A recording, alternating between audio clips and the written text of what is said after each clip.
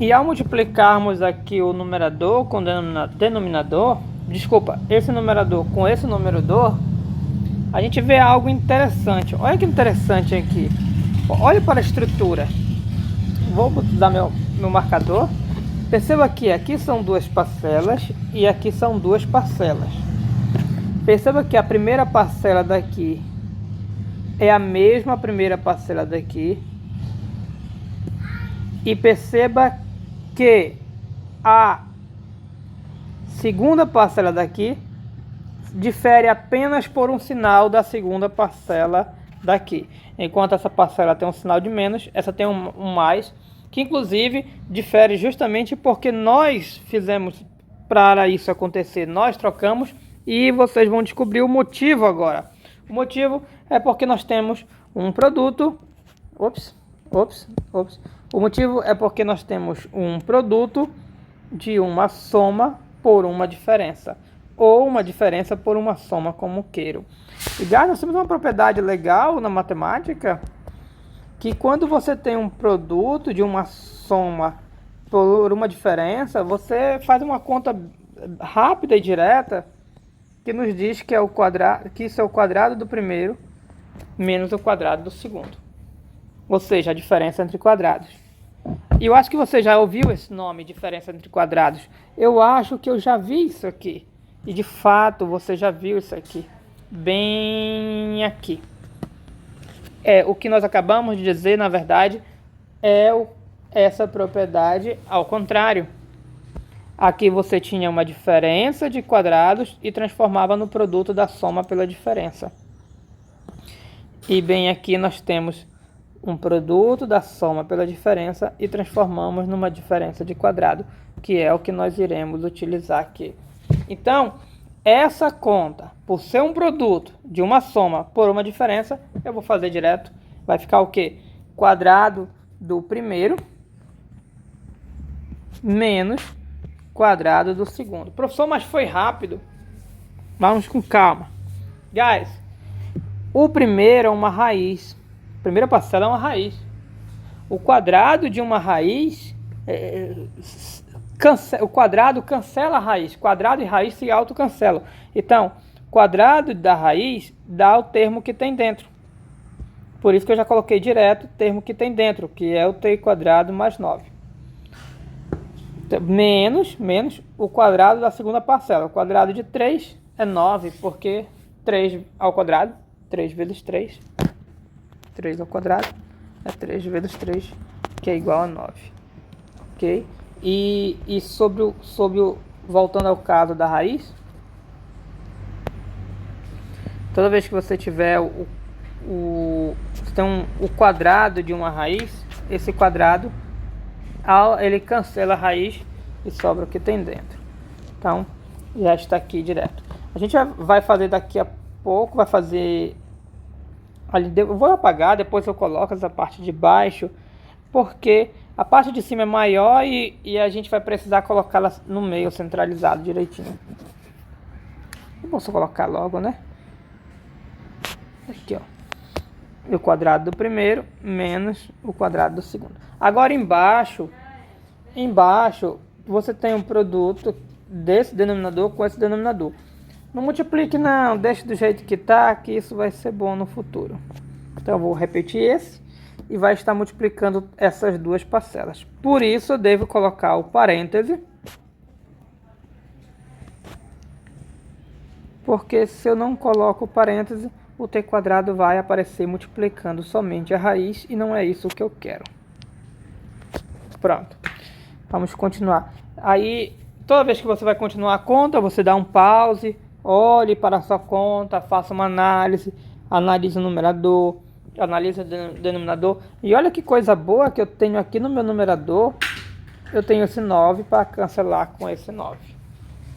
E aí isso se cumpre a promessa que eu havia dito sobre aquele truque da raiz que ia nos ajudar em cancelamento. Vai ajudar, guys, porque se eles morrem, eu vou até apagar aqui rapidinho para vocês verem. Olha quem é que vai sobrar. Vai sobrar só esse t quadrado para cancelar, mas isso é cena do futuro. Então, esse 9 morre com esse 9. E antes de continuar a conta, eu vou olhar meu denominador. Será que tem alguma coisa boa? Não tem não. Você pode pensar em distribuir aqui, mas, guys, não distribua não. Não distribua não, porque a função desse truque é um cancelamento. E você vai querer cancelar isso. Deixe quieto, deixe quieto. Vamos continuar nosso limite. Igual, limite. O nosso t tende a 0. Vamos fazer nosso traço de fração. Não tá feio, né? Então vamos bora fazer um decente. Pronto. Decente. Então não tá a espessura boa. Pronto, mesma espessura. Pois bem, vou começar repetindo embaixo, que é o termo maior. E aí o de cima eu já consigo fazer mais fácil, centralizado. No meio, tá, guys? Eu vou botar tudo centralizado, bem bonitinho. Sobrou só o t quadrado. Aí bora dar uma olhada, pause. Escrever uma conta, uma expressão, pause. E observe, numerador, nada para fazer no numerador, nada para fazer no denominador, mas eu enxergo que esse numerador eu posso cancelar com esse fator. Uma observação importante termos do numerador e termos do denominador, vocês podem cancelar se são iguais ou simplificar, somente se eles forem fatores do numerador e fatores do denominador. Aí eu vou escrever aqui limite. Ops, esqueci de voltar a cor. Coloco o nosso traço da fração.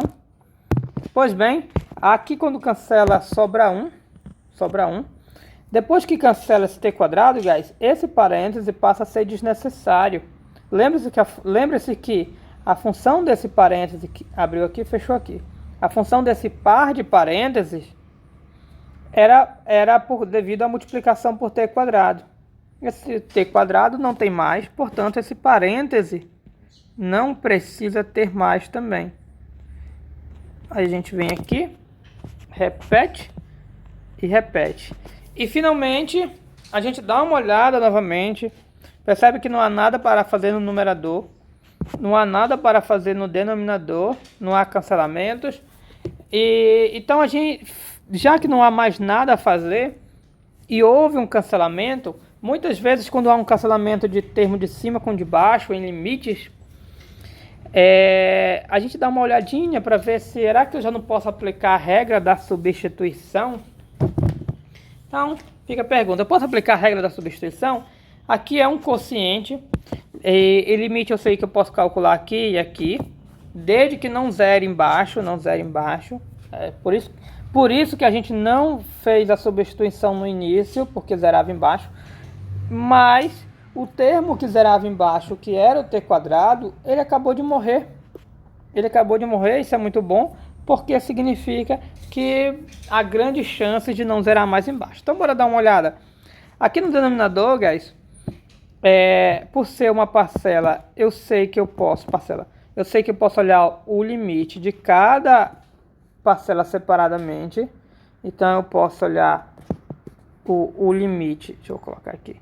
Eu posso olhar o limite dessa parcelinha e eu posso olhar o limite dessa parcelinha. O limite dessa parcela aqui eu sei que é 3, porque é constante. E o limite aqui, nessa parcela é uma raiz. A gente sabe que em raiz eu posso olhar para o limite só da parte de dentro. Lembre-se, a gente comentou dessa propriedade. E professor, a gente pode fazer isso? Pode, daqui, essa propriedade.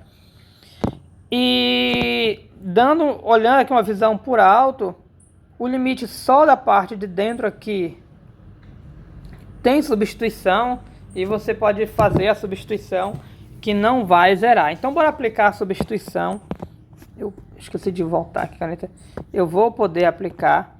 Então, novamente, por que eu vou poder aplicar a substituição aqui? Porque não zera, não vai zerar o denominador, não vai zerar. E essa parcela aqui é uma raiz, Então, raiz, posso olhar o limite para dentro, aliás. E aqui dentro é um polinômio. Então, agora, não tem mais limites, eu vou aplicar a substituição, não há mais necessidade de colocar limite. Que, aliás, tem um espaço aqui na frente. Então, bora fazer aqui na frente. Quanto é que vai dar esse limite? Substituindo o ter por zero, ou seja, a regra da substituição, nessa parte aqui, que a gente já viu que pode, vai ficar como? 0 ao quadrado é 0. Vamos dar uma direita. Esse t vai virar 0, tá, galera? Vai virar 0. Então, 0 ao quadrado é 0. Mais 9 vai dar 9. Então, aqui vai ficar a raiz de 9. Vamos colocar com calma. Aí aqui vai ter mais esse 3. O limite aqui é 3, porque é constante. Aqui em cima o limite é 1. Então, calculei o limite de tudo. Que maravilha. E não zerou no denominador. Agora é só fazer essa conta e correr para o abraço. Então, bora fazer essa conta. Eu vou colocar mais um igual alinhado aqui. E... Mas tem conta? Dá para fazer essa conta? Raiz quadrada de 9 é 3. Com esse 3 vai ficar 6. Dá até para colocar aqui na frente mesmo. E pronto. Ok? Thanks.